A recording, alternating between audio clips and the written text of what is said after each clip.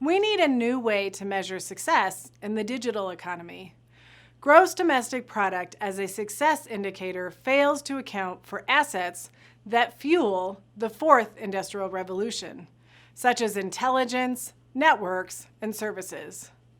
Keep watching to find out how applying the gender lens can help us better measure economic growth for Industry 4.0.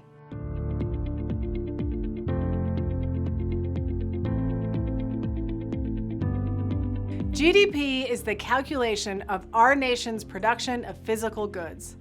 Last year, the U.S. maintained its rank as the world's largest economy with an annual GDP of $21.4 trillion.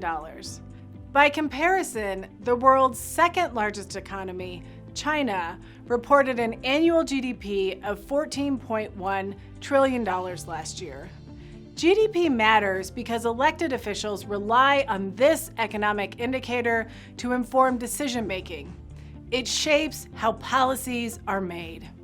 And that's a problem, because while GDP does well to capture the performance of a manufacturing economy, it does not accurately account for the performance of a digital economy.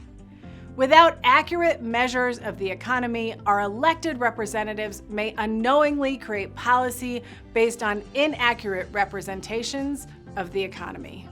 Besides, most of us have heard the tried and true axiom, measure what matters. In a post-COVID-19 knowledge economy, we need to capture what matters in our data reporting.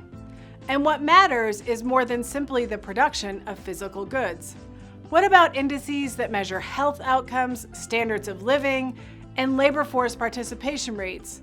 And what about disaggregating these indices by gender, race, ethnicity, sexual orientation, and age, so we have an accurate depiction of how specific segments of our population fare under certain policies? Moreover, we need a way to measure the benefits obtained from digital goods and services, not only physical ones. The fourth industrial revolution is changing the way we work, and it's changing how we measure our work. Learn more about how to equitably measure Industry 4.0 by going to thevotingguide.com and accessing the 2020 Gender Equity Voting Guide. In the guide, you'll also find gender mainstream guidance on 14 additional election issues to help inform your 2020 vote. Thanks for tuning in, and until next time, be brave.